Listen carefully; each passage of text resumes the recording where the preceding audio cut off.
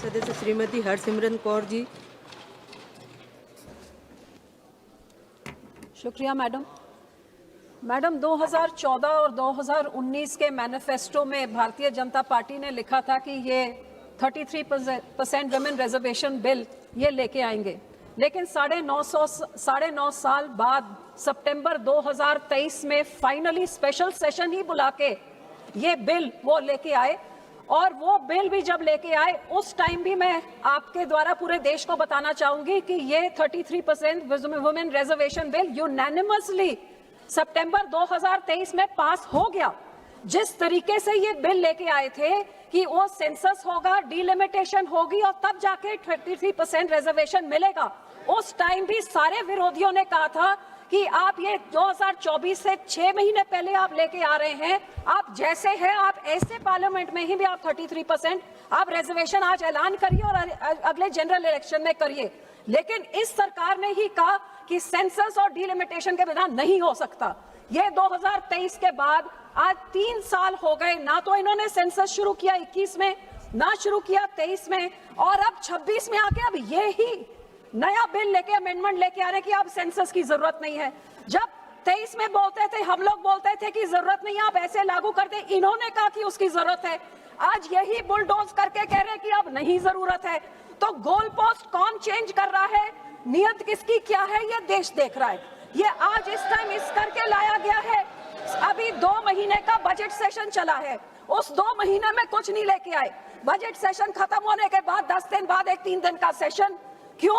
क्योंकि 2 राज्यों, बड़े राज्यों में इलेक्शन जहां कुछ ही दिनों में होने वाला है, वो उसमें मसरूफ हैं। तो क्या ये डिलिमिटेशन वुमेन रिजर्वेशन के आड़ में ये लेके आएंगे, या फिर ये कि इनके बड़े एमपीज बहुत बड़ी पार्टियों के नहीं होंगे तो हम ये भी पास कर देंगे। सो मेरे कहने का भाव ये है कि नियत जो आपकी है उसको देश की जनता देख रही है। मैं फिर भी यहाँ पे, क्योंकि रिजर्वेशन बिल जिस तरीके में भी आए हम उसको सपोर्ट करते हैं। मैं इस चीज का शुक्राना करती हूँ कि कल गृह मंत्री जी ने जो सारे पार्टियों में था कि प्रपोर्शन वही रहना चाहिए, उन्होंने कहा कि प्रपोर्शन वही रहेगा। लेकिन वर्बल एश्योरेंस का क्या फायदा है, क्योंकि अदालत में no verbal assurance tax, only written assurance. Nowhere in any of the bills does it say that the proportion will remain the same. ये 50% जो इन्होंने इंक्रीज किया है, ये कहां से फिगर आया, किससे सलाह मशवरा किया, किससे कंसल्टेशन हुई, और 50% क्यों बढ़ाया जा रहा है? क्या इसलिए बढ़ाया जा रहा है क्योंकि जिस नारी शक्ति और मातृ शक्ति की आप बात करते हैं उसको आप इतना तवज्जो नहीं दे सकते कि यहाँ पे पहले 50% इंक्रीज करें ताकि कोई आदमी की सीट ना हिल जाए और इंक्रीज सीटों से महिला को दे?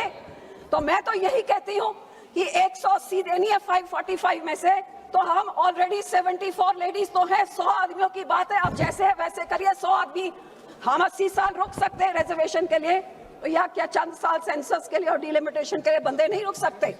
सो मैं यही आपसे आग्रह करूंगी कि उन्होंने आश्वासन दिया, लेकिन आश्वासन तो हम पंजाबियों को मिला था 86 में कि चंडीगढ़ मिल जाएगा।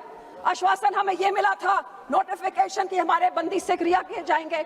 आश्वासन हमें यह भी मिला था कि डीएम रंधावा का जो कत्ल किया है आम आदमी के मंत्री ने, वो सीबीआई को दिया जाएगा। सो वर्बल एश्योरेंस का तो कोई फायदा नहीं, उसको आपने जो लिखा है उसको आप कानूनी बिल में डालिए, क्योंकि बिल ये कहता है, कॉन्स्टिट्यूशन ये कहती है कि जब सेंसस होएगा उसके बाद ही डिलिमिटेशन होएगा। आप ये लेके आना चाहते हैं कि ना तो सेंसस हम बताएंगे कौन सा हो रहा है और डिलिमिटेशन किस हिसाब से होगा, ना वो हम बताएंगे। तो आपका निशाना ये है कि सेंसस आप जो मर्जी कराइए, डिलिमिटेशन आप जब मर्जी कराइए, आप अपने नंबरों के बलबूते पे जैसे आप पिछले समय पे करते रहे, you been bulldozing each and every bill, each and every law, that is what you plan to do. और हम इस विमेन रिजर्वेशन के आड़ में जो डिलिमिटेशन का आप काम कर रहे हैं, इसके हम सख्त खिलाफ हैं और इसका साथ हम नहीं देते। और मैं आपको यही रिक्वेस्ट करूंगी कि जो कुछ आप कर रहे हैं उसको आप बिल में डालिए। कौन सा सेंसस युद्ध होएगा? हाँ, हम मानते हैं कि proportion of parliament should increase, but it should be in a transparent manner, not in a manner that divides the nation, not in a manner that disadvantages some nation, because federal democracy means equal representation to all। और ये आपकी नीयत क्या है, ये देश की जनता देख रही है। मैं यहाँ पे ये भी कहूंगी कि हर बारी जब भी इलेक्शन आती है तभी औरतों की याद आती है। ये 24 में इलेक्शन थी तो 23 में आ गई। कभी बिहार में कोड ऑफ कंडक्ट लगा है तो महिलाओं के खाते में 10,000 रुपए जा रहे हैं। कभी हमारे राज्य में कहा जाता है 1,000 मिलेगा हर महिला को, तो 4 साल निकल जाते हैं, कुछ नहीं मिलता। 6 महीने रिएक्शन में जाते हैं तो एक बार फिर वो बात होती है। कभी कांग्रेस कह देती है घर घर नौकरी मिलेगी। तो ये कब तक ये औरतों को ये कैरेट दिखा के, उनको सपना दिखा के, उनकी वोटों लेके और सारे राज्य में देश में ढिंढोरा पिटा के नारी शक्ति, और नारी को आज 75 साल मिला क्या है? 75 साल के बाद क्या शक्ति मिली है? जैसे ये पार्लियामेंट है वो सबको दिख ही रहा है। और अगली पार्लियामेंट कैसी होगी, ये बिल आपका पास होता नहीं होता, किसके साथ क्या समझौता किया है, वो तो चंद घंटों में सबके सामने आ जाएगा। तो मैं यही कहूंगी कि हम 33% रिजर्वेशन औरतों का हमने सपोर्ट किया, हम फुली सपोर्ट करते हैं। गोल पोस्ट आप चेंज कर रहे हैं, पहले आप वो कानून लेके आए थे, उस कानून में बदली आप चाह रहे हैं। आप ही ये 33% रिजर्वेशन लागू नहीं होने दे रहे हैं और डिलिमिटेशन रिजर्वेशन के आड़ में जो लेके आ रहे हैं इसके हम सख्त खिलाफ हैं।